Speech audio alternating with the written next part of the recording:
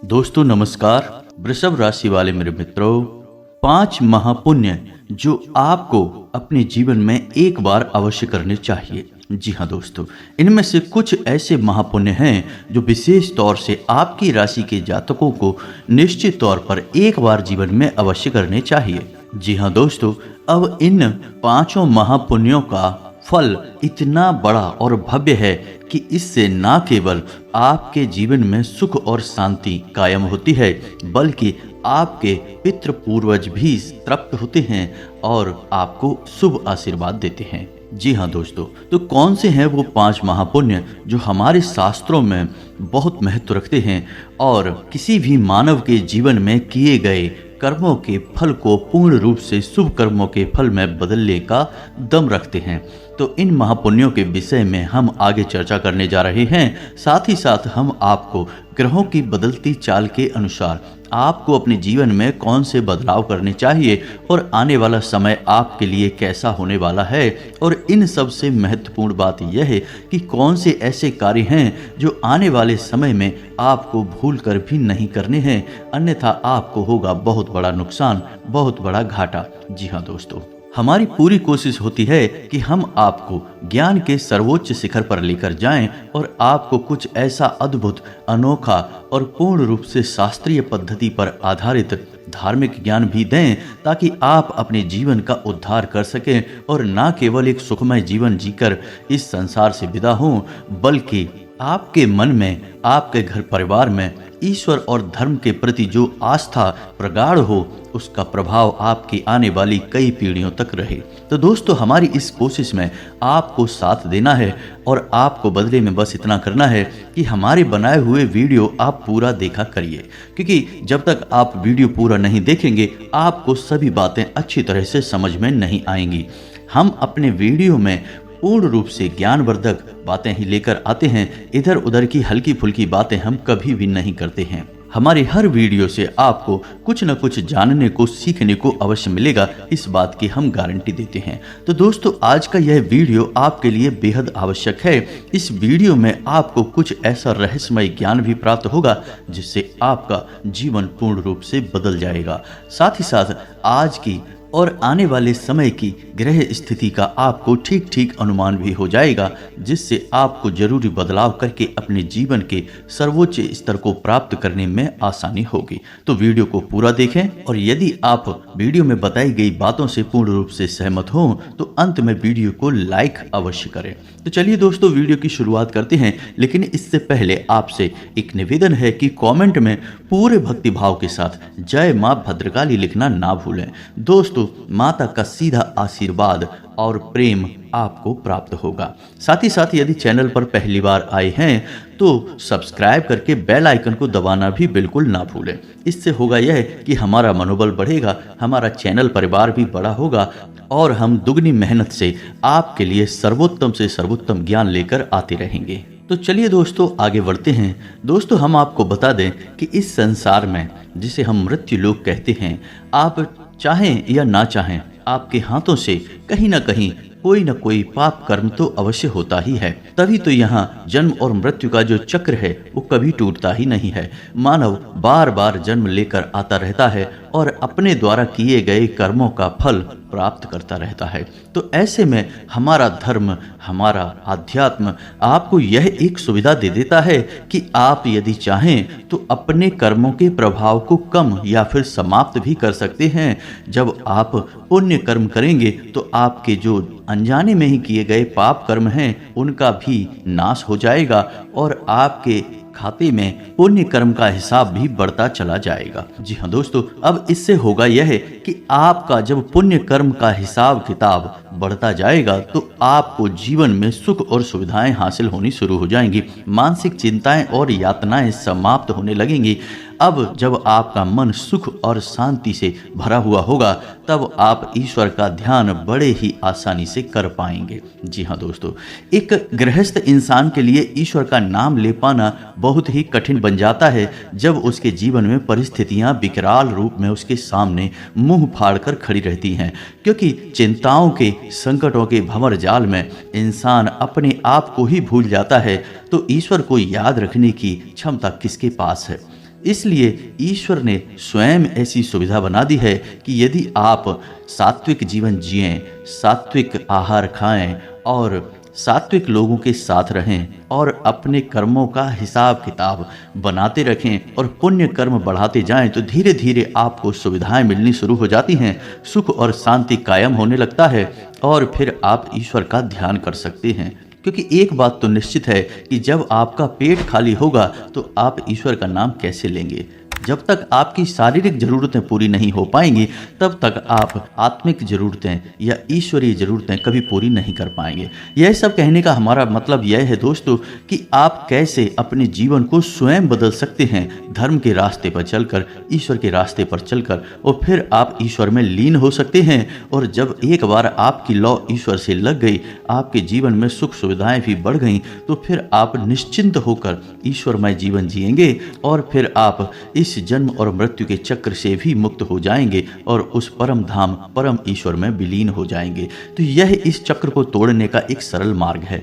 तो पुण्य कर्म करना आपको लगातार जारी रखना होगा, लेकिन इसमें से भी हमारे धर्म में कुछ ऐसे बड़े महापुण्य बोले गए हैं जो यदि मानव अपने जीवन में एक बार भी कर लेता है तो उसे कई जन्मों तक उस पुण्य कर्म का लाभ प्राप्त होता रहता है और उसका जीवन हमेशा हमेशा के लिए बदल जाता है। जी हाँ दोस्तों, इन पुण्य कर्मों को करने के बाद, सात्विक जीवन जीने के बाद आपकी मानसिकता ही कुछ इस प्रकार से बदल जाएगी कि आपको हर एक वस्तु में, हर एक चीज से आनंद प्राप्त होने लगेगा। जी हाँ दोस्तों, ऋग्वेद में स्पष्ट तौर पर लिखा गया है, यथा पिंडे तथा ब्रह्मांडे। कहने का मतलब यह है कि जैसी आपकी मानसिकता हो जाएगी वैसी ही आपकी वास्तविकता हो जाएगी। जी हाँ दोस्तों, कुछ लोगों की यह शिकायत रहती है कि आपकी वीडियो लंबी लंबी होती हैं, आप थोड़ा शॉर्ट में वीडियो बनाया करिए। दोस्तों, हम बहुत कोशिश करते हैं कि वीडियो अपनी शॉर्ट में ही बनाएं, लेकिन हमारे द्वारा बताई गई बातें कुछ इस प्रकार का रहस्यमय ज्ञान लेकर आती हैं कि हमें उन्हें विस्तार से समझाना पड़ता है और उनकी विस्तार से भूमिका भी बनानी पड़ती है। तो बेहतर यह होगा कि आप थोड़ा समय निकाल कर ऐसे महत्वपूर्ण वीडियो देखा करिए, क्योंकि हम लोग बहुत मेहनत करके इस प्रकार का आपके लिए ज्ञान संग्रह लेकर आते हैं और हम चाहते हैं कि आप पूर्ण रूप से अपने जीवन को बदल पाएं। इसी वजह से हम इतनी मेहनत भी करते हैं। तो आपका भी यह दायित्व बनता है कि आप थोड़ा सा समय निकालकर धैर्य के साथ हमारे वीडियो देखा करिए। आपको निश्चित तौर पर कुछ अद्भुत, कुछ अनोखा सीखने को मिलेगा। जी हाँ दोस्तों, तो अब बात करते हैं कि पुण्य असल में है क्या। तो दोस्तों, हमारे शास्त्रों में ऐसा वर्णन मिलता है कि वह कर्म जो आपको परम सुख देता है पूर्ण कर्म कहा जाता है और आपकी आत्मा को भी पूर्ण करता है पुण्य कहा जाता है। अब एक उदाहरण से आप समझिए कि आपने ढेर सारा पैसा रुपया कमाया, रिश्ते नाते भी कमाए और आपने महंगी महंगी गाड़ियां और घर भी खरीद लिए, लेकिन इनसे जो आपको सुख प्राप्त होगा वह स्थायी सुख नहीं होगा। बहुत जल्दी आपका मन इन सब चीज़ों से ऊब जाएगा। एक छोटा सा उदाहरण यही भी है कि कुछ लोग आपने देखे होंगे कि वो कुछ कुछ समय में अपना मोबाइल फ़ोन बदलते रहते हैं। हर 2-4 महीने में एक नया हैंडसेट खरीद लेते हैं, लेकिन आपने देखा होगा कि उन्हें कुछ समय के लिए तो सुख प्राप्त होता है कि उन्होंने नया फ़ोन खरीदा, लेकिन कुछ समय के बाद ही उसी फ़ोन से विरक्ति होने लगती है। यानी वह परम सुख नहीं है, वह क्षणिक सुख है जो उन्हें कुछ समय के लिए तो प्राप्त होता है, फिर उनसे वापस छीन लिया जाता है। लेकिन पुण्य करने वाले जो कर्म हैं, उन कर्मों से जो सुख प्राप्त होता है, उन सुख से आत्मा तक तृप्त हो जाती है और यह सुख कोई क्षणिक सुख नहीं है, यह एक स्थायी सुख है। आप कभी किसी गरीब आदमी को भोजन करा के देखिए, अपने माता पिता के पैर दबाकर देखिए, आपको जो सुख प्राप्त होगा वह बहुत लंबे समय तक टिकेगा। आपको जब जब इस बात का एहसास होगा, आपको परम शांति का एहसास होगा और यह चीज़ों के खरीदने और बेचने से बड़ा सुख होता है दोस्तों। अब पुण्य का शाब्दिक अर्थ यह हुआ कि एक ऐसा कर्म जो किसी के हित में हो और आपको उससे कोई लाभ न प्राप्त होता हो, यानी आपका स्वार्थ उसमें निहित ना हो। जी हाँ दोस्तों, निस्वार्थ भाव से दूसरों को सुख देने के कर्म को ही पुण्य कहा जाता है। और हमारे हिंदू धर्म में 11 महापुण्य का वर्णन मिलता है। जी हाँ दोस्तों, लेकिन हम आज के इस वीडियो में केवल 5 महापुण्य के बारे में आपको बताएंगे। यदि आपको इस विषय पर संपूर्ण वीडियो चाहिए तो आप कमेंट करके बताइए, हम आपको इसके विषय में दोबारा से इसका भाग 2 बनाकर दे देंगे। तो चलिए दोस्तों, शुरू करते हैं और बताते हैं कि कौन सा है वह सबसे पहला सुख। और पुण्य। तो दोस्तों सबसे पहला महापुण्य है अन्न दानम। जी हाँ दोस्तों, हर इंसान को किसी जरूरतमंद को भोजन अवश्य कराना चाहिए। अन्न दान से बड़ा कोई भी पुण्य नहीं होता, यह सर्वोत्तम पुण्य माना जाता है। जो इंसान किसी भूखे को, किसी जरूरतमंद को भोजन कराता है तो उस इंसान के मन से जो दुआएं निकलती हैं वे दुआएं आपको परम सुख तक लेकर जाती हैं, ईश्वर की ओर खींच कर लेकर जाती हैं। कभी आप किसी भूखे को, किसी जरूरतमंद को एक बार भोजन करा के अवश्य देखिए। कभी भी उसे रुपए पैसे मत देना, रुपए पैसे का कोई भी महत्व नहीं है दोस्तों। आप उसे बैठकर भोजन कराइए बड़े ही प्रेम के साथ, जैसे कोई अतिथि, कोई भगवान का एक स्वरूप आपको मिल गया हो। बस इसी भाव को लेकर आप भोजन करा के देखिए, आप देखना आपकी आत्मा तृप्त हो जाएगी। आपको जो संतुष्टि मिलेगी वह अद्भुत होगी। जी हाँ दोस्तों, अब इसी के साथ बात करते हैं दूसरे महापुण्य की। तो दोस्तों यह तो हो गया व्यवहारिक पुण्य। एक होता है आत्मिक पुण्य, यानी जो आपकी स्वयं की आत्मा को संतुष्ट करेगा। हमारे हिंदू धर्म में 18 पुराण हैं, जिनमें से 2 पुराण ऐसे हैं जो हर एक इंसान को अपने जीवन में एक बार पूर्ण रूप से वाचन या फिर श्रवण अवश्य करना चाहिए। जी हाँ दोस्तों, उनमें सर्वोपरि है भागवत पुराण और दूसरे नंबर पर है शिव पुराण। जी हाँ दोस्तों, जो इंसान अपने जीवन में एक बार भागवत पुराण या शिव पुराण का श्रवण करता है उससे महापुण्य प्राप्त हो जाता है। वह इंसान जीवन और मृत्यु के इस चक्र से मुक्त हो जाता है दोस्तों। तो अब कुछ लोगों के मन में यह प्रश्न उठेगा कि पुराण यानी कि भागवत कथाएं कराना तो बहुत महंगा है और हम इतना आर्थिक भार सहन नहीं कर सकते हैं, तो इसके लिए क्या उपाय है। तो दोस्तों आप इतना खर्चा ना करें, आप मूल पाठ करवा लें जो कि बहुत सस्ता पड़ता है और आपके घर के लोगों के लिए ही केंद्रित होगा। तो आप मूल पाठ के विषय में यदि जानकारी चाहते हैं तो आप कमेंट करें, हम आपको विस्तार से इस बारे में बता देंगे, जो कि बहुत सस्ता पड़ेगा लेकिन आपको इसका फल उतना ही प्राप्त होगा जितना कि आप बड़े बड़े पंडाल लगाकर बड़े बड़े पंडितों के मुख से जो भागवत सुनेंगे या शिव पुराण सुनेंगे, उतना ही फल आपको प्राप्त होगा। अब बात करते हैं तीसरे महापुण्य की। तीसरा महापुण्य है कन्यादान करना। जी हाँ दोस्तों, कन्यादान एक महापुण्य की श्रेणी में रखा जाता है। यदि जिसके बच्चियां हैं, जिसके बेटियां हैं, वही तो इस सुख को प्राप्त कर लेता है। लेकिन यदि आपके पास बेटियां नहीं हैं तो आप किसी भी अन्य गरीब की मदद कर सकते हैं, उसकी आर्थिक स्थिति में सुधार कर सकते हैं और उसकी बेटी का कन्यादान कर सकते हैं। बहुत से लोग ऐसा कार्य करते हैं, जिनकी बेटियां नहीं हैं वे भी किसी अन्य बेटी को कन्यादान कर लेते हैं। इससे क्या होता है, इससे महापुण्य की प्राप्ति होती है। जी हाँ दोस्तों, ऐसा माना जाता है कि एक कन्यादान का जो पुण्य है वह 100 अश्वमेध यज्ञों से बढ़कर माना जाता है। तो अब आप यहीं से अंदाजा लगा लीजिए कि यह कितना बड़ा महापुण्य है। जी हाँ दोस्तों, तो अब बात करते हैं चौथे महापुण्य की। चौथा महापुण्य आध्यात्मिक है दोस्तों, और इसे आपको अपने मन में उत्पन्न करना होगा। यह है वैराग्य भाव। जी हाँ दोस्तों, वैराग्य भाव क्या होता है? इस संसार को, मृत्यु लोक को इसके मूल स्वरूप में देखना ही वैराग्य भाव कहलाता है। अब आप कैसे यह करेंगे? तो आप समझिए कि यह संसार जो है यह मरणशील है। यहाँ हर एक वस्तु, हर एक इंसान की एक उम्र होती है और उसके बाद वह समाप्त हो जाता है, क्षय होने लगता है। तो अब आपको करना यह है कि जो भी चीज़ें आपके आसपास हैं, यानी आपको भौतिकवादिता को कम करना होगा और अपने मन में इन चीज़ों के प्रति थोड़ी सी उदासीनता उत्पन्न करनी होगी, यानी इनसे आपको लगाव जो है वह कम करना होगा। यही इस मृत्यु लोक का वास्तविक स्वरूप है, क्योंकि आज नहीं तो कल हर एक वस्तु जिससे आप बहुत अधिक प्रेम कर रहे हैं वह समाप्त हो जाएगी। हर एक इंसान जिससे आप बहुत अधिक प्रेम कर रहे हैं वह भी समाप्त हो जाएगा, चला जाएगा। तो आपका प्रेम बिल्कुल ही व्यर्थ रहेगा। तो इससे बेहतर यह होगा कि आप उसके मूल स्वरूप को देखें। अब आप एक छोटा सा प्रयोग करके देखें।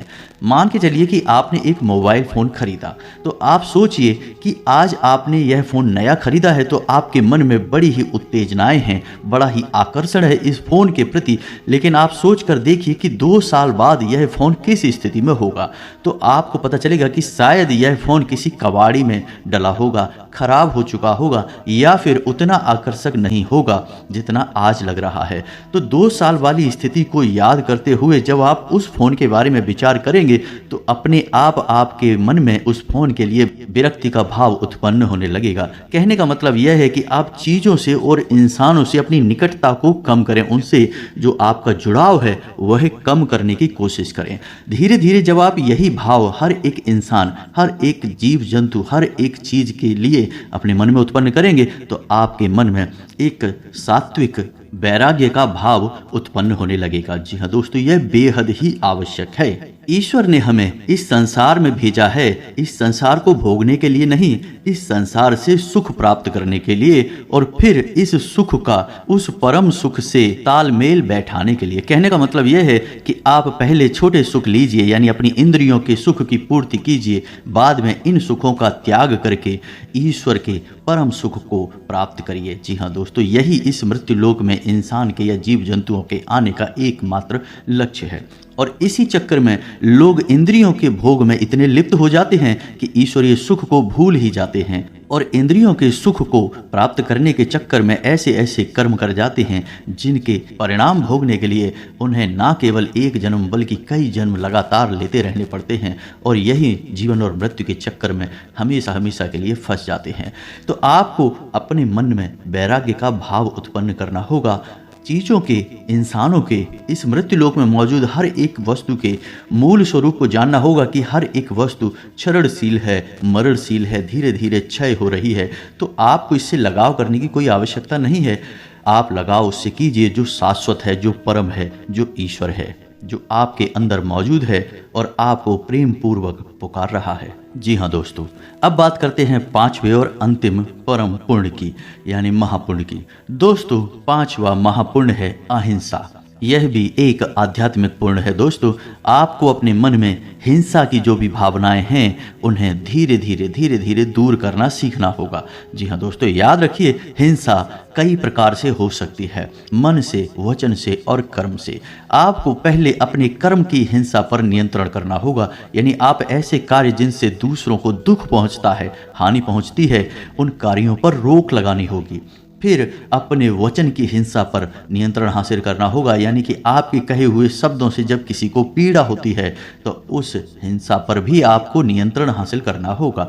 और इसके बाद नंबर आएगा आपके मानसिक हिंसा पर, यानी कि आप किसी के लिए मन में भी गलत नहीं सोचेंगे। जब आप इन तीनों प्रकार की हिंसाओं पर विजय हासिल कर लेंगे तो आप जो भी कर्म करेंगे, जो भी जीवन जिएंगे, सब कुछ महापुण्य में शामिल हो जाएगा। जी हाँ दोस्तों, तो यह तो थे वो 5 महापुण्य जो हर एक इंसान को अपने जीवन में एक बार अवश्य करने चाहिए। अब इसमें से खास तौर पर आपके लिए जो पुण्य बनाए गए हैं वे 2 हैं, यानी कि वैराग्य का पुण्य। कहने का मतलब यह है कि आपकी राशि के जातकों का यह विशेष स्वभाव होता है कि कभी कभी आपको इंसानों से, जीव जंतुओं से और चीज़ों से भी ज़रूरत से अधिक लगाव हो जाता है। फिर उनकी छोटी छोटी बातों से, छोटी छोटी चीज़ों से भी आप कभी सुखी होते हैं, खुश होते हैं और कभी दुखी होने लगते हैं। तो आपको उनके मूल स्वभाव को जानना होगा और उसी प्रकार उनसे बर्ताव करना होगा और अपने मन में वैराग्य का भाव उत्पन्न करना होगा। इससे आपकी मानसिक शांति भी होगी और आपको महापुण्य की प्राप्ति भी होगी। और दूसरा आपकी राशि के लिए अहिंसा का पुण्य। जी हाँ दोस्तों, कभी कभी आप इतने उत्तेजित हो जाते हैं कि आप वह सब भी कह जाते हैं जो दूसरों को बहुत कष्ट पहुंचाता है। हालांकि बाद में आपको इस बात का एहसास हो जाता है, फिर आपके मन में पछतावा भी होता है, लेकिन अब पछताए होत का जब चिड़िया चुग गई खेत। जी हाँ दोस्तों, यानी कि आपको अपनी बातों पर, अपने मन के भावों पर नियंत्रण करना सीखना होगा। आपको यह विचार करना होगा कि आपने एक बार यह बात बोल दी या यह कर्म कर दिया, इसके बाद दूसरे इंसान पर इसका क्या प्रभाव होगा।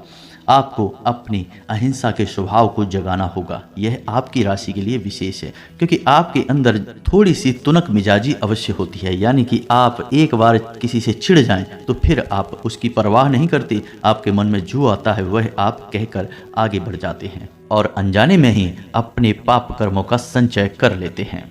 जी हाँ दोस्तों, तो यह तो थी 5 महापुण्य की कहानी जो हमने आपको सुनाई। आपको इनमें से कौन सी बात ज़्यादा अच्छी लगी या आपके मन में क्या प्रश्न हैं उन सबको आप कमेंट करके बताएं, हम आपके हर एक प्रश्न का जवाब देने की पूरी कोशिश करेंगे। अब आपको हम बता दें कि ग्रह स्थिति क्या कह रही है। आपकी राशि के जातकों के लिए जो ग्रह स्थिति बन रही है उसके अनुसार आपको 3 बातों का विशेष ख्याल रखना है। पहला कि आपको ऐसे लोगों से दूर रहना है जो नकारात्मक मानसिकता वाले लोग हैं। जी हाँ दोस्तों, और इनके बजाय आपको अनुभवी और ज्ञानवान लोगों की संगत करनी होगी। इससे आपका आध्यात्मिक और वैचारिक बल बढ़ेगा और आपका मनोबल भी ऊंचा रहेगा।